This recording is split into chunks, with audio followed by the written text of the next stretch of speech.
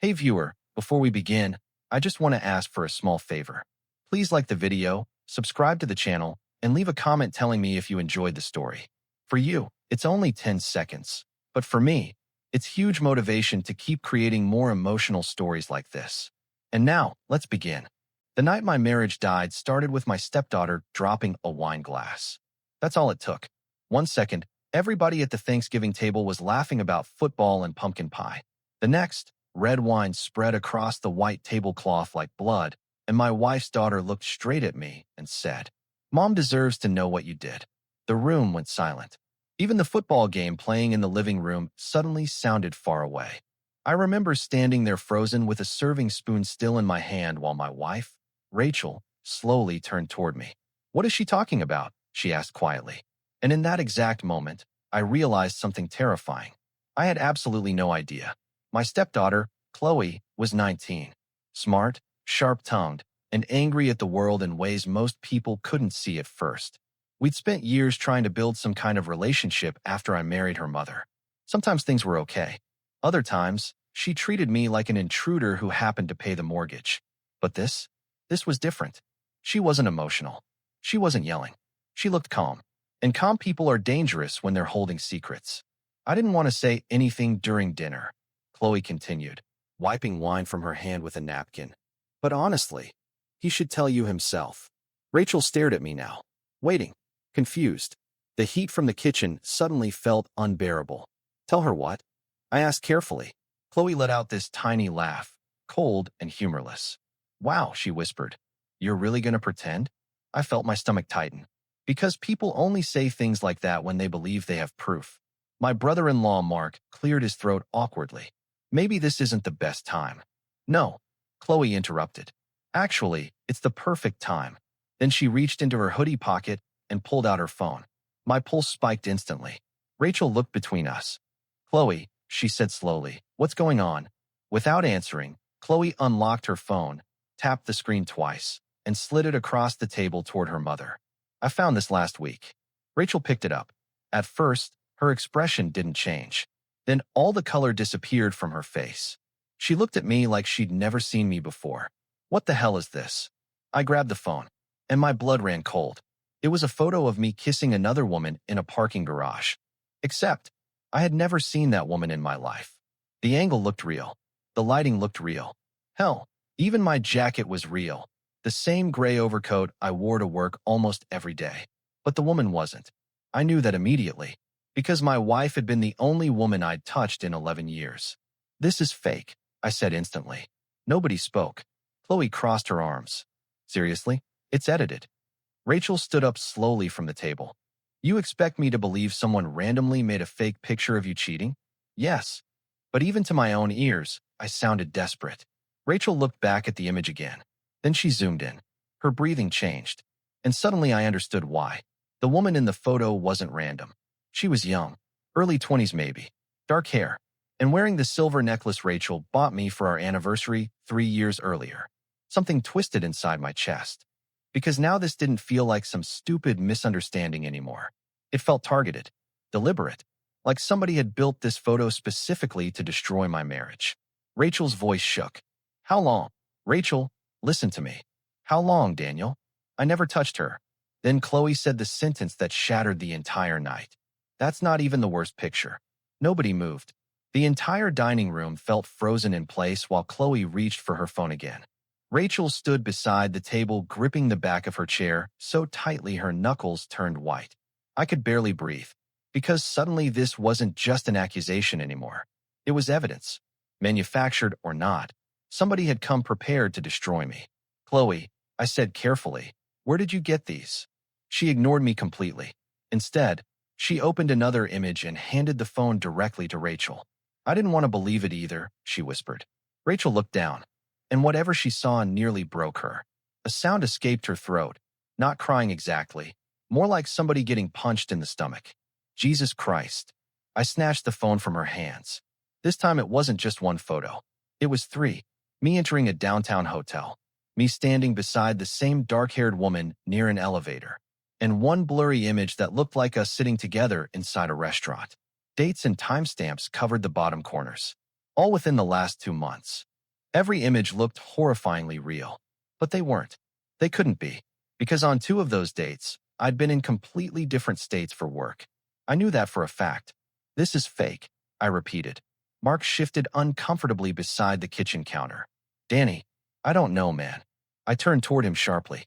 You too. I'm just saying the pictures look pretty convincing. Rachel suddenly laughed bitterly. That hurt more than yelling would've. You know what the worst part is? She whispered. I actually defended you when Chloe first showed me. I stared at my wife. We've been married 11 years. And now I'm wondering if I ever knew you at all. That sentence hollowed me out. Because Rachel wasn't just angry. She was scared. Scared she'd built her entire life around the wrong man. Chloe stepped closer to her mother protectively. And that's when I noticed something strange. Too strange. She wasn't emotional enough. No shaking hands. No tears. No rage. Just control. Like somebody delivering information they'd rehearsed. Who sent you these? I asked quietly. Finally, Chloe looked at me directly. What difference does it make? A big one. She hesitated. Tiny pause. But I caught it. Then Rachel suddenly looked back at the phone. What's this? She zoomed into one of the hotel photos. My chest tightened. Reflections. In the polished brass elevator doors behind me. Except the reflection didn't match the image. The woman's hand rested on my shoulder in the photo, but not in the reflection. Silence filled the room. Rachel looked up slowly. I saw doubt enter her face for the first time all night. Chloe, she whispered. My stepdaughter immediately grabbed the phone back. It's probably just distortion. No, I said firmly. It's bad editing. Chloe's composure cracked for half a second, and suddenly everything shifted. Because now I knew something important. She hadn't expected anyone to examine the photos closely. Rachel stared between us. Tell me the truth, she said softly to Chloe. But Chloe didn't answer immediately. Instead, she crossed her arms tighter and looked directly at me, almost defiantly, like she hated me enough to keep going anyway. Then my phone buzzed in my pocket. Unknown number. Normally, I wouldn't have answered, but something in my gut told me to pick up. Hello. Heavy breathing. Then a woman's voice said quietly, if you want to save your marriage, check your email before your wife does. The line disconnected instantly. Cold spread through my entire body. Because somehow, whoever created those photos wasn't finished yet. My hands actually shook when I unlocked my phone. That almost never happened. Not during layoffs. Not during my father's funeral. Not even the night Rachel nearly died during emergency surgery 6 years earlier. But standing there in that dining room while my wife looked at me like a stranger? That scared me. Because once trust cracks inside a marriage, every memory starts to look suspicious. I opened my email. One new message. No subject line. No sender name.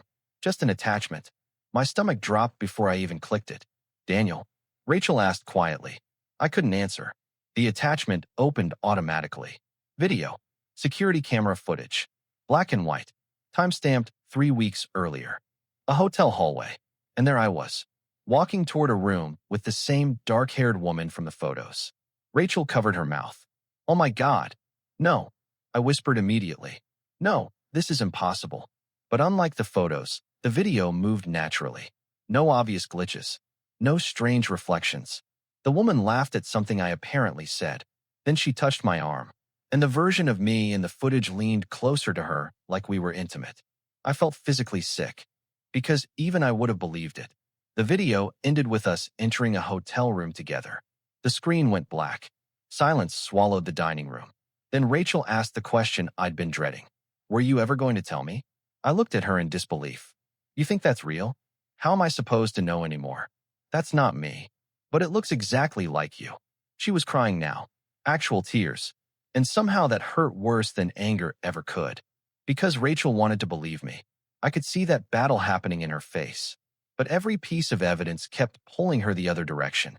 Chloe stepped beside her mother again. Mom, you don't deserve this. Something about the way she said it bothered me deeply. Not comforting. Guiding. Like she was steering Rachel emotionally toward a conclusion. I stared at my stepdaughter. And suddenly a memory hit me. 2 months earlier, Chloe mentioned a guy she was dating briefly. Some computer science student from Atlanta. Quiet kid. Smart. Obsessed with artificial intelligence and editing software. At the time, I barely listened. Now my blood turned cold. Who made the video? I asked. Chloe's expression hardened instantly. I found it online. That's a lie. Rachel looked between us nervously. Daniel. No. I pointed at Chloe. Ask her where the original files came from. You're deflecting. I'm telling the truth. Then I noticed something else. The timestamp. 3 weeks earlier. Supposedly in Chicago. Except 3 weeks earlier, I hadn't been in Chicago. I'd been in Denver for a manufacturing conference. With witnesses. Photos. Receipts. My mind started racing. They used old footage, I muttered. Rachel frowned. What? The conference videos online. Interviews. Public appearances. Chloe laughed coldly. Wow, that's your defense? But I barely heard her now, because pieces were starting to connect. The angles, the lighting, the way the woman never fully faced the camera. This wasn't random revenge. This took planning, technology, time, and somebody who knew exactly how to hurt Rachel the fastest. Then Rachel whispered something that changed everything. Wait. She stared at the screen closer. Pause it. I froze the footage. Rachel slowly walked toward the phone, then pointed at the hotel room number. Room 814, she whispered. I frowned. So, she looked at me with wide eyes. That hotel doesn't have an 8th floor. The room went silent. Even Chloe stopped moving. Rachel grabbed the phone from my hand and replayed the clip again, slower this time. Sure enough, the elevator panel skipped from 7 to 9. No floor 8. Yet somehow the video showed room 814. A mistake. Tiny, but fatal. And suddenly Rachel looked at her daughter instead of me. Chloe, she whispered shakily. What is going on? Chloe didn't answer. For the first time that night, she actually looked nervous. Tiny things gave her away. The way her jaw tightened, the way she stopped making eye contact, the way her breathing suddenly became shallow. Rachel noticed it too. Chloe, she said softly, tell me the truth right now. I am telling the truth. No, you're not. The tension in the room felt unbearable now. Nobody touched their food anymore. Thanksgiving dinner sat cold across the table while 11 years of marriage balanced on the edge of collapse. I looked at my stepdaughter carefully. Then I asked the question that had been building in my head since the first photo. Who hates me enough to do this? Chloe laughed bitterly. You really want to know? Yes. Her eyes locked onto mine. You ruined our family. Rachel blinked in shock. Chloe, no, Mom. I'm serious. Suddenly years of buried anger started pouring out of her like water through a broken dam. After Dad left, it was just us, she snapped. Then Daniel shows up acting like some hero. I never tried replacing your father, but you replaced him anyway. Rachel stepped forward carefully. Honey, you always chose him. Chloe shouted. The room fell dead silent. Tears filled her eyes now, but they weren't soft tears. They were angry tears. The kind people carry for years. You know what it was like watching you become happy again? She whispered to Rachel. Like none of it mattered anymore. Rachel looked devastated. Chloe, your father cheated on me. I know. Then why are you doing this? That question hung in the air. And finally, Chloe broke. Because he came back. My stomach dropped instantly. Rachel looked like she'd been slapped. What? Chloe wiped her face angrily. Dad contacted me 6 months ago. Everything suddenly started making horrifying sense. The timing, the manipulation, the obsession with cheating. Dear God. Rachel sat down slowly in the nearest chair. No, she whispered. He changed, Mom. Rachel laughed once, sharp and disbelieving. Your father has been changing for 20 years. You didn't even give him a chance. He abandoned us. Chloe pointed at me. And then you replaced him with this fake, perfect husband. I stared at her carefully. Your father helped make those photos. That silence confirmed it immediately. Rachel's face drained of color. Oh my God. Chloe looked away. And that was all the answer we needed. My chest tightened with anger, so sudden I could barely contain it. Not at Chloe. At her father. Because now I saw the entire plan. He couldn't win Rachel back honestly, so he poisoned her marriage instead.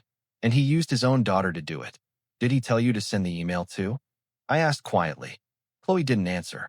Rachel stood up so fast the chair scraped violently across the floor. He used you, she whispered. No. Yes, he did. You don't understand. Rachel's voice cracked completely now. No, you don't understand. That man destroyed our lives once already. Then Chloe shouted the sentence that shattered the room completely. At least he's my real dad. The second she said it, she regretted it. I saw it instantly in her face. But the damage was done. Rachel started crying silently. And strangely enough, I wasn't angry anymore. Just tired. So unbelievably tired. Because after 11 years, after school pickups and hospital visits, and helping Chloe with math homework and paying for braces and staying awake when she had panic attacks after nightmares, part of her still saw me as temporary, disposable. I quietly took off my wedding ring and placed it on the dining table. Rachel looked at me immediately. Daniel, don't. But I barely heard her. Because my phone buzzed again. Another unknown number. This time, it was a text message. One sentence. 3 words. She believed it. Nobody spoke after that. The entire house felt poisoned. Rachel stood frozen beside the table. Chloe cried quietly near the kitchen counter, and I kept staring at those 3 words on my screen like they physically hurt to read. She believed it. Not did she believe it. Not how did it go. Whoever sent that message already knew the plan worked, which meant they'd been watching everything unfold in real time. A cold feeling crawled up my spine. I slowly looked toward the front window. Darkness outside. Rain hitting the glass. Parked cars lining the street after Thanksgiving dinner. And suddenly I wondered if somebody was sitting out there right now smiling at the destruction they caused. Rachel noticed my expression immediately. What is it? I handed her the phone. The second she read the message, her face changed completely. Not confusion anymore. Fear. Who sent this? I think your ex-husband. Chloe looked up instantly. He wouldn't do that. I stared at her. Your father helped fabricate fake evidence to destroy a marriage. You don't know that. I know enough. Rachel suddenly grabbed her purse from the counter. I'm calling him. Chloe panicked immediately. Mom, don't. Too late. Rachel already pressed the call button. Speakerphone. 3 rings. Then a familiar male voice answered casually. Happy Thanksgiving. The sound of him made Chloe visibly emotional. But Rachel sounded ice cold. Tell me I'm wrong. Silence. Long silence. Then her ex-husband, Brent, sighed softly. Rachel, that was enough. I watched 20 years of old wounds reopen in my wife's face. You used your daughter? She whispered. It wasn't supposed to go this far. Chloe looked horrified now. What do you mean? Brent ignored her. Rachel, I just wanted you to finally see who he really is. You created fake videos. They weren't completely fake. That sentence hit like a gunshot. Rachel frowned. What does that mean? I felt my stomach tighten again. Because suddenly Brent sounded confident. Too confident. Then he said something that made the entire room go still. Ask your husband where he was last month during his Denver conference. I blinked. What? Rachel slowly turned toward me. No. No. Because now even I felt uncertain. Last month. Denver. One night after the conference dinner, I got blackout drunk with clients. I barely remembered getting back to the hotel. My chest tightened instantly. Brent laughed quietly through the speaker. There it is, he said. That's silence right there. Rachel stared at me. Daniel, I don't know what he's talking about. But my voice lacked certainty now. And Rachel heard it immediately. Brent kept talking calmly, like a man finally revealing his trump card. You didn't fabricate all of it, Chloe. I only enhanced what already existed. My blood turned to ice. Enhanced, not created. Rachel looked sick. What did you do? She whispered to me. I don't know. But suddenly memories started flickering through my head. The hotel bar. A brunette woman laughing beside me. Someone helping me into an elevator. Fragments. Broken pieces. Dear God. Chloe looked between us in panic now. Dad, what are you talking about? But Brent ignored her too. Daniel made one mistake, he said calmly. And I turned it into proof. The room spun slightly. One mistake. One drunken night. One moment weak enough to destroy 11 years of marriage. Rachel's eyes filled with tears again. Only this time they looked different. Not anger. Disappointment. Which somehow hurt even worse. Then Brent delivered the final blow. She didn't sleep with him, he said quietly. But she absolutely kissed him back. Silence. Pure silence. Rachel looked at me like she was begging me to deny it. To save us. To say he was lying. And the most terrifying part was, I honestly couldn't remember. Rachel kept staring at me. Waiting. Hoping. And I stood there feeling my entire life balancing on a memory I couldn't even fully access. I swear to you, I said slowly. I never cheated on you intentionally. The second the words left my mouth, I hated them. Because intentionally sounded weak. Guilty. Rachel looked crushed. You don't even know anymore, do you? I opened my mouth. Nothing came out. Brent's voice crackled through the speakerphone again. That's what alcohol does, Rachel. Funny how honest people suddenly become when they stop pretending. Shut up, I snapped. But he kept going. You know what the saddest part is? He probably would have taken it to the grave if I hadn't exposed him. Chloe looked completely lost now. Dad, you told me he had an affair. I told you what your mother needed to see. Rachel suddenly grabbed the phone. You manipulated our daughter. No, Brent replied calmly. I gave her the truth. Then Rachel did something I'd never seen her do before. She hung up on him. Hard. The room fell silent again except for rain tapping against the windows. I rubbed both hands over my face, trying to force my brain backward into that night in Denver. The client dinner. Whiskey. Too much whiskey. A woman from another company sitting beside me at the hotel lounge. Her name. God, I couldn't even remember her name. Rachel's voice came quietly now. Did you kiss her? That question hurt more than screaming would have. Because Rachel wasn't asking as an angry wife anymore. She was asking as somebody terrified of hearing the truth. And I couldn't lie to her. I honestly don't know. The tears in her eyes finally spilled over. That was the moment something inside me broke. Not because I got caught cheating. Because I realized trust doesn't always die from betrayal. Sometimes it dies from uncertainty, from gaps, from moments you can't fully explain. Chloe suddenly whispered. This wasn't supposed to happen. Neither Rachel nor I answered. Because at this point, none of us knew what this even was anymore. A lie? A setup? Or a terrible truth twisted into something even uglier? Then Rachel looked directly at her daughter. Did your father tell you he still loved me? Chloe hesitated. And that hesitation answered everything. Rachel laughed painfully through tears. Of course he did. He changed, Mom. No, Rachel whispered.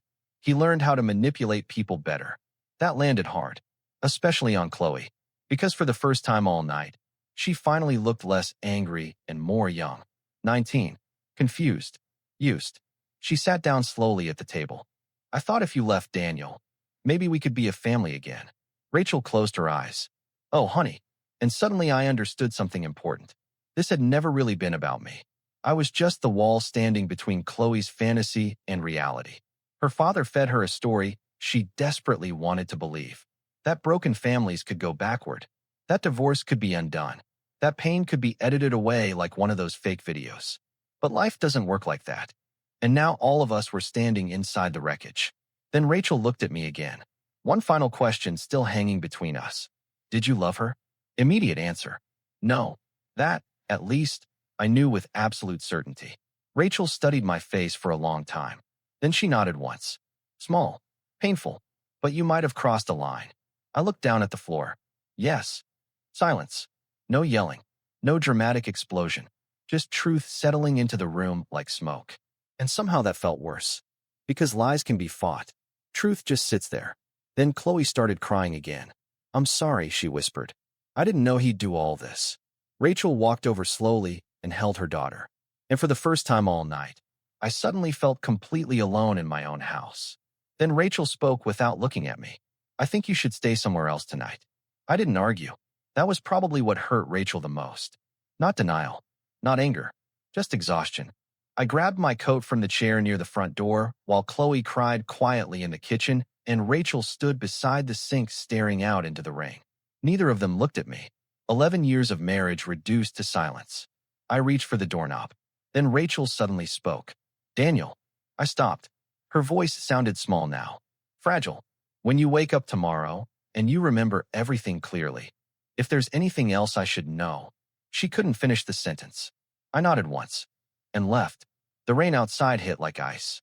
I sat in my truck for almost 20 minutes without turning the engine on, just staring at the windshield while Thanksgiving lights glowed faintly through neighborhood windows.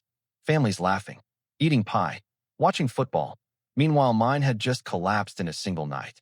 My phone buzzed again. Another message from an unknown number. This time there was no text, just an audio file. A terrible feeling settled into my stomach before I even pressed play. Static crackled briefly, then voices. Mine included. My hands tightened around the steering wheel instantly. It was the hotel bar in Denver.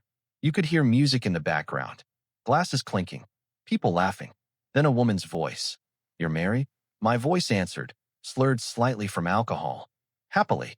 The woman laughed. Happy men don't usually stay at hotel bars this late. I closed my eyes. God.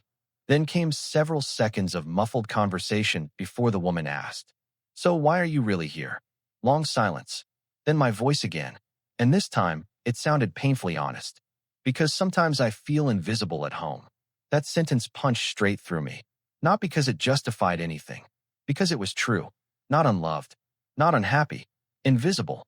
Rachel had spent years focused on Chloe, work, stress, surviving life. And I buried myself in routine so deeply that somewhere along the way, we stopped truly seeing each other. The recording continued. The woman asked softly, "Does your wife know that?" "No." "Why not?" And then came the part that made my chest tighten. "Because good husbands aren't supposed to say things like that out loud." Silence. Then the sound of glasses moving. More conversation. Flirting. Nothing physical. At least not yet. Then the audio cut off abruptly. I stared at the phone in horror. Because Brent had been telling the truth. Not all of it, but enough. Enough to poison everything. Another message arrived seconds later. This one finally had words. "You weren't the man she thought you were either." I gripped the phone so hard my knuckles hurt. And suddenly I realized something terrifying. Brent didn't care about Rachel anymore.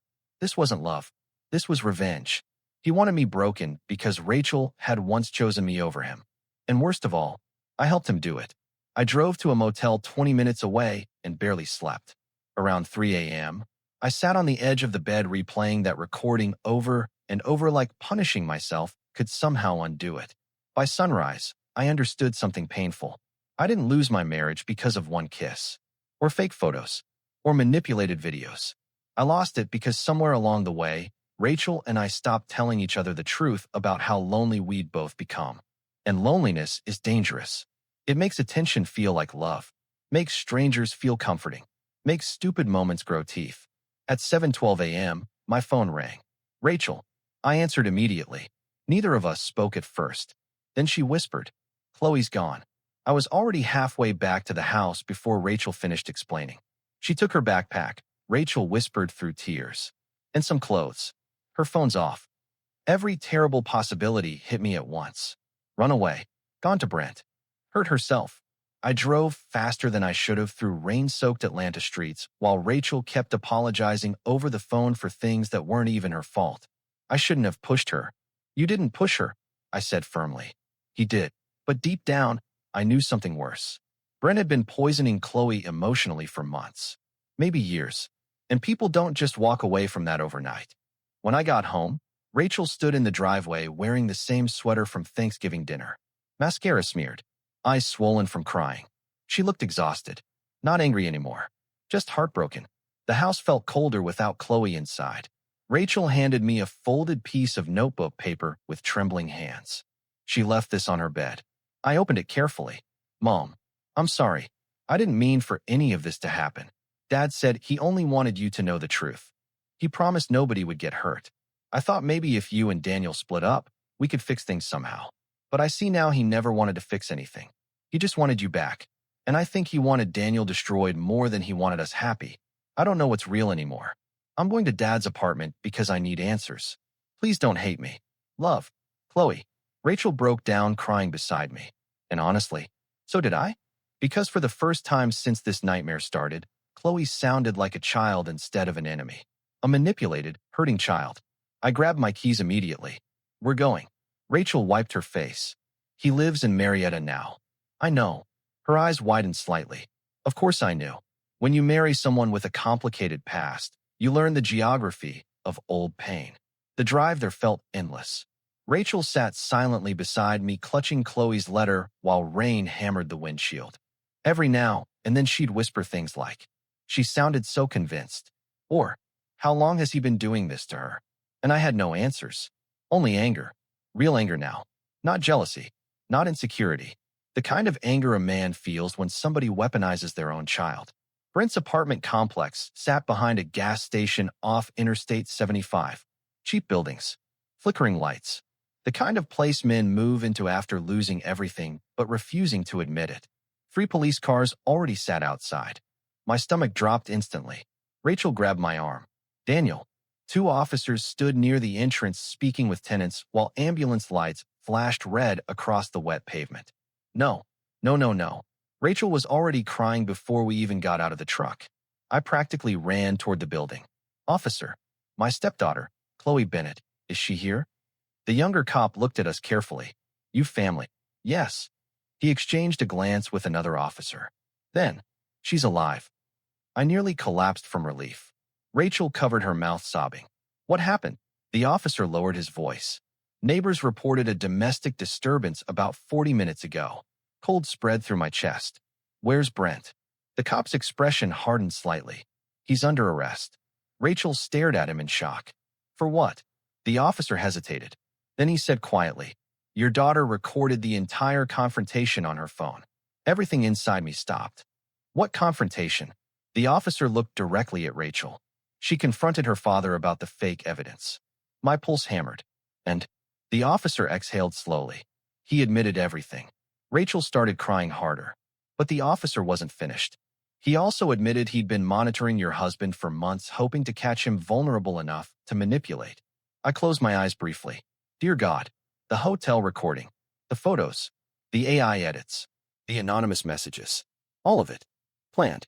Then the officer added one final sentence that hit harder than anything else.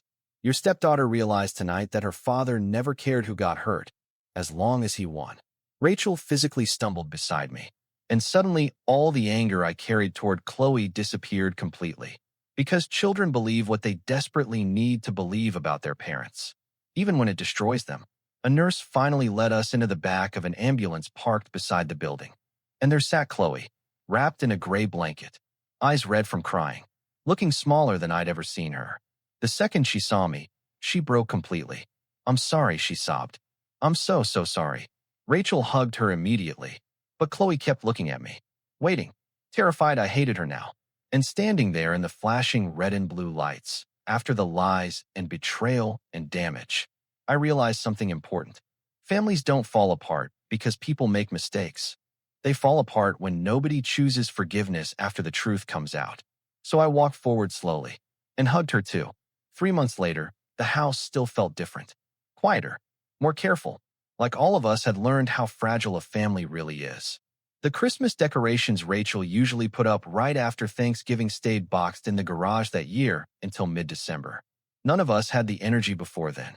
But eventually, little by little, life started moving again. That's the strange thing about pain. No matter how catastrophic it feels in the moment, the world keeps going. Morning still comes. Bills still arrive. Coffee still brews at 6 a.m. And somehow, people keep breathing.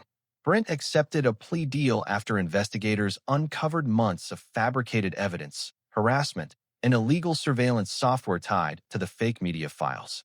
The AI-generated images alone were enough to ruin him in court. I thought hearing that would make me feel victorious. It didn't. Mostly I just felt sad for Chloe. Because no matter what he'd done, that was still her father. And children don't stop loving broken parents just because they should. Chloe changed after that night. Not instantly. Healing never works instantly. But the anger inside her softened. One evening in January, I found her sitting alone at the kitchen counter staring at an old photo album. Pictures from when Rachel and I first got married. There was one photo of me teaching Chloe how to ride a bike. Another from her middle school science fair.